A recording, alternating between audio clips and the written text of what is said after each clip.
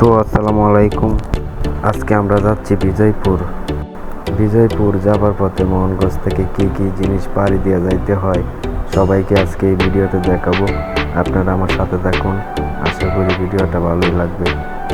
যাবার পথে অনেকগুলো ব্রিজ পড়বে, ভালো লাগবে দেখলে। এখানে একটা উচ্চ গ্রাম আছে, দেখেন অনেক সুন্দর লাগে উচ্চ গ্রামটা দেখলে। হাই রোডের মধ্যে এত ব্রিজ দেখলে ভালোই লাগে। তো ফাইনালি আমরা কলমাকান্দায় পড়ছি, ওই যে কলমাকান্দা ব্রিজ। আর কলমাকান্দা ব্রিজের যে ভিউ ভালোই লাগতেছে দেখে। আর ব্রিজের এই পারে বাজার, এটা কলমাকান্দা। আর এই মাদ্রাসাটা কলমাকান্দা বাজারের পাশেই পড়ছে, এই স্কুলটা কলমাকান্দা বাজারের পাশেই পড়ছে। আর আমরা তো এই জায়গায় নতুন গেছি, বারবার লোকেশনটা দেখতেছি।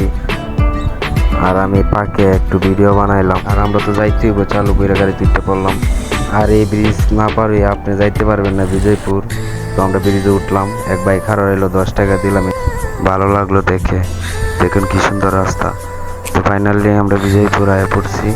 বিজয়পুরের যে ভিডিও ছাড়লেই পড়ি এটা টিকটকে বলে। দেখেন সাদা মাটির পাহাড়, ভালো লাগতেছে দেখে।